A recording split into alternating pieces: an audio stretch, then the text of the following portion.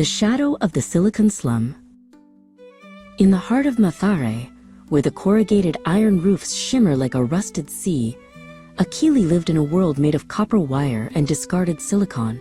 At 15, he was a ghost in the machine, building complex drones from the city's electronic graveyard.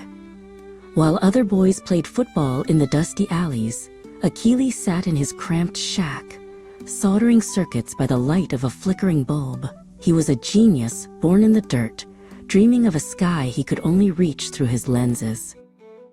Across the narrow path, a man known only as Mwangi lived in a lean-to made of plastic crates and heavy tarps. To the neighborhood, he was just another chokora, a homeless scavenger who spoke to no one. He spent his days watching the world through heavy, tired eyes, his beard matted with the gray dust of Nairobi. Akili often felt the man's gaze on him, not with malice, but with a strange, silent intensity that felt like a protective shadow. One humid Tuesday, Akili's latest creation, a dragonfly-sized drone with an ultra-sensitive microphone, hovered near the edge of the slum. As the boy watched the feed on his cracked tablet, he intercepted a frequency he wasn't meant to hear. It was a digital ghost, a recording of a high-ranking official discussing a cleanup operation. The voice spoke of fire and forced evictions to make way for luxury high-rises. Akili realized he had stumbled upon a death warrant for his home. Before Akili could hide the data, the door to his shack was kicked open. Two men in expensive suits, looking wildly out of place in the mud of Matar, stepped inside. They didn't look like criminals. They looked like the law. One of them, a man with a scarred lip, held a suppressed pistol. He demanded the tablet, his voice as cold as the steel in his hand. Akili backed into the corner, his genius useless against the raw gravity of violence. Suddenly, a blur of motion exploded from the shadows outside. Mwangi, the silent scavenger, moved with a lethal grace that defied his ragged appearance. He didn't fight like a desperate man. He fought like a trained weapon.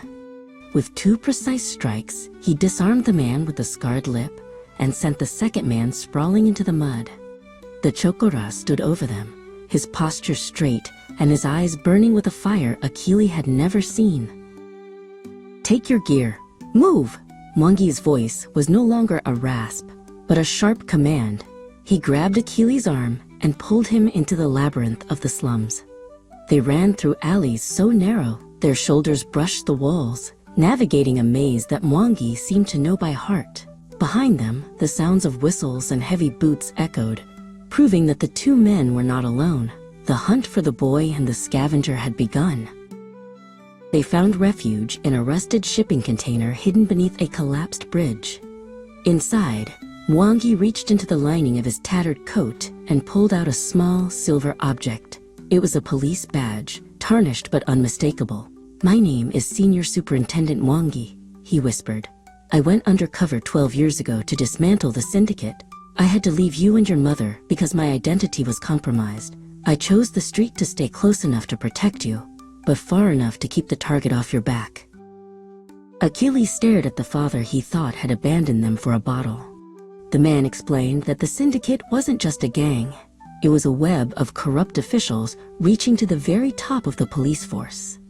Mwangi had been a ghost for a decade, gathering evidence while pretending to be the city's debris. "Your invention, Akili. It's the final piece.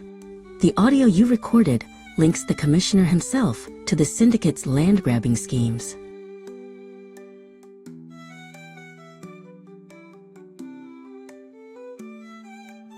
"We can't go to the stations," Mwangi said, checking the perimeter. "They own the radios. We have to take the truth directly to the people." Akili nodded, his mind already racing through code. He realized his drone wasn't just a toy, it was a broadcasting tower. He began to bypass the local firewalls, linking his drone's transmitter to every digital billboard along the Nairobi highway. If they couldn't find a clean cop, they would make the whole city their witness. As the sun began to set, a black SUV roared toward their hiding spot. Out stepped Commissioner Otieno, the most powerful policeman in the country. He smiled a shark's smile, holding a heavy briefcase. "Mwangi, you old fool," Otieno called out. "You spent 12 years in the gutter for nothing. Give me the boy and the drive, and I'll let you die with a full stomach for once." Mwangi stepped out of the container, standing tall, his hands raised, but his face unafraid. "You're late, Otieno," Achilles' voice echoed from a hidden speaker on the drone, which was now hovering 100 feet above them. Suddenly, every billboard in the distance and every smartphone in the surrounding area erupted with the commissioner's recorded voice, detailing the crimes. Achille had triggered a massive, encrypted live stream. The twist was that Achille hadn't just recorded the audio. He had used his AI to map the commissioner's secret offshore accounts in real time.